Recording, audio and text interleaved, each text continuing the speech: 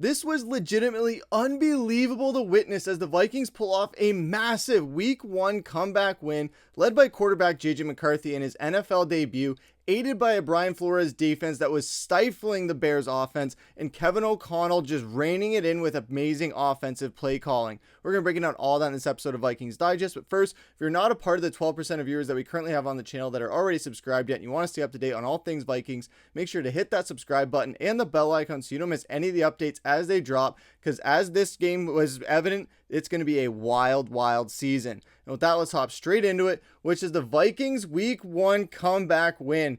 So I know you guys were all watching as you guys saw what was an ugly start to the Vikings season that was reined in with an amazing fourth quarter with 21 points and holding the Bears to only 14 points in the second half. It wasn't a crazy out of reach game by halftime, but it was looking ugly on the stat sheet for Minnesota as it was a very slow start, but they not only got the win, but they got a road division game win. And it was a perfect Week 1 for J.J. McCarthy to get his first NFL season win. And this was just overall, before we hop into the player specifics and everything like that, this was a roller coaster of a game to watch. I know you guys were probably like me where you saw the start of this game and it was looking ugly. By halftime, you were thinking, all right, this game is one touchdown away from being absolutely exactly what we are coming to expect from Minnesota primetime games, especially on Monday night and especially on ESPN, where our last game we played in the season was against the LA Rams on that playoff game on ESPN, and we got absolutely smoked. So this could have been a repeat, and we usually don't play the Bears very well on prime time in Chicago, but this was a very good reversal of fortune once that fourth quarter hit, and this Brian Flores defense did everything they could to keep us in this game, and all this offense had to do was just find the right time to wake up, because it was only going to be a matter of time before the levees broke on that Chicago Bears defense, and they absolutely did. And J.J. McCarthy, we are going to start with, obviously, because this was where all the conversation was starting with. Heading into this game was J.J. McCarthy. How will he do? Well, he fared pretty well. It was a rough first half, but you look at the final stat sheet for him, 13 of 20, 143 yards, averaging 7.2. Yes, he can sling that thing. 2 touchdowns and 1 interception, unfortunately, on that pick 6.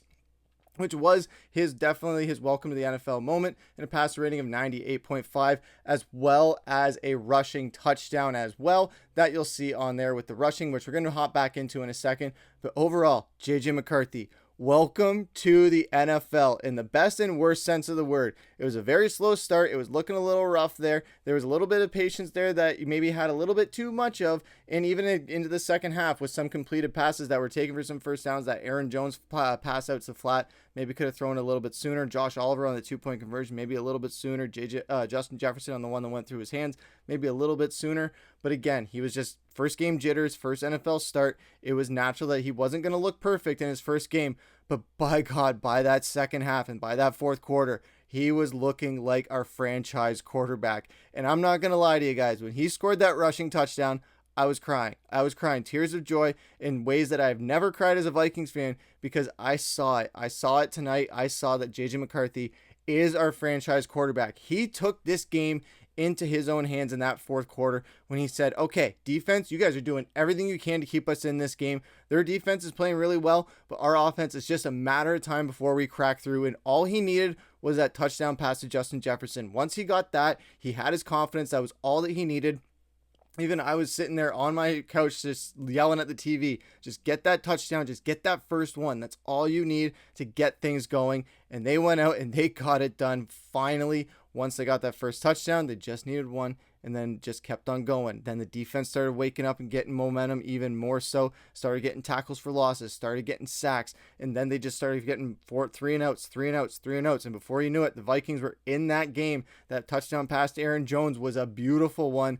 And then J.J. McCarthy just takes off running for 14 yards. Yeah, the kid can run. People weren't expecting it, but he can scramble. And when he does, now teams are going to watch out for it, because this is another threat to deal with on the Minnesota Vikings. And J.J. McCarthy gets a huge win for his career. And not only was this just a big win to have as his first career win, it was a division game. It was a road division game. It was a road division game in prime time against a team that was full of hype heading into this game, that crowd was lively and they were loud. A lot of play clock issues heading into the first half, really, where Minnesota couldn't really get a playoff fast enough, and J.J. McCarthy was really feeling the pressure of the crowd and everything between it. All it took was Brian Flores' defense to kind of shut up that offense a little bit, quiet the crowd a little bit, take them out of it, and then you just land one blow with Jefferson, and then it just kept on going. A little bit of a rough day running the ball, though, as the Vikings couldn't get too much going. Jordan Mason was the leading rusher for Minnesota, where Aaron Jones really couldn't get things going. He wasn't really showing that explosiveness. Jordan Mason was able to power through that Bears D-line that was bringing a lot of heat for not a lot of attackers coming at him. That defensive interior was looking really good for the Bears, and I was really surprised by it. And even their secondary, that pick that McCarthy threw on a backup corner, that you can't have that. I thought that when both their starting corners were out for the Bears, I thought Minnesota was going to go off just slinging the ball. But it was a bit of a slower start, more methodical, kind of hard to really get any drives going. But eventually they got it going. And Jordan Mason, if Aaron Jones isn't careful, could eventually take over that backfield, especially based on certain matchups, and getting 4.5 yards a carry. Not great, but not terrible as well. Shows sign for improvement, as they are going to be experiencing a bit more easier run defenses while also getting some harder ones down the stretch as well. But going over to the receiving part, this was where it was a little bit interesting, because J.J. McCarthy was spreading that ball around a little bit. T.J. Hawkinson with 3 catches, 15 yards. Jefferson, of course, he ate with 4 catches for 44. Aaron Jones was used more as a pass-catching running back and was very well utilized there with 3 catches for 44 yards. So him and Jefferson led them in passing. So it wasn't overall crazy as far as passing, only 143 yards.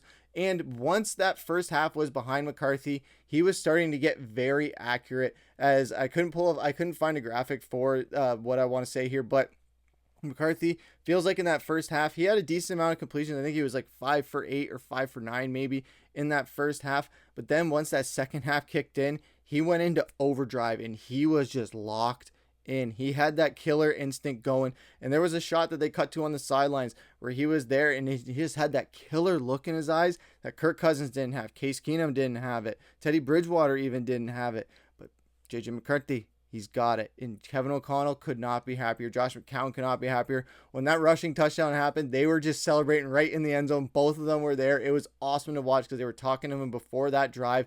Make the 3 of them just having their little conference, planning out what they want to do for that drive, and they executed it to perfection. Speaking of executed to near perfection, the Minnesota defense, they came up, they showed up, and they showed out tonight, where they kept this game very well in reach, and when it could have gotten away from them very easily, especially after that DeAndre Swift was kind of rolling down the field. Then they were kind of able to contain him, and then Caleb Williams just couldn't make a read and couldn't get a pass off because of the pressure.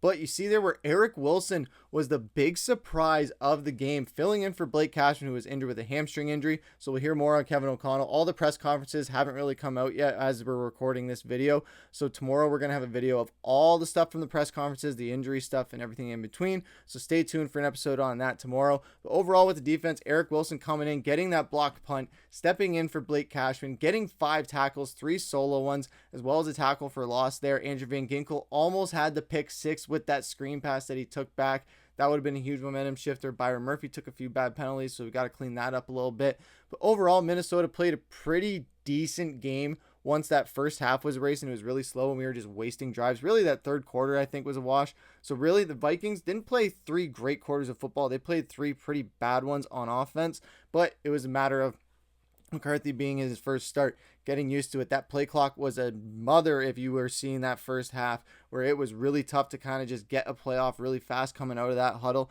So there were a lot of things working against McCarthy, but he settled it down. He brought the tempo down. All right, get the jitters out. All right, quiet it down.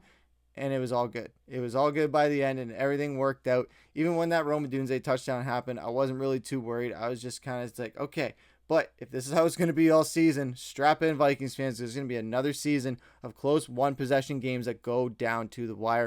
And you won't want to miss it. You won't want to miss our recaps. You won't want to miss the updates. So stay up to date with all that and hit that subscribe button and the bell icon. Stay tuned for another episode tomorrow, where we're going to be dropping all the updates from the press conferences and more of the post-game stuff. So stay tuned for that. You won't want to miss it. But for now, I've been your host, Griffen. Take care.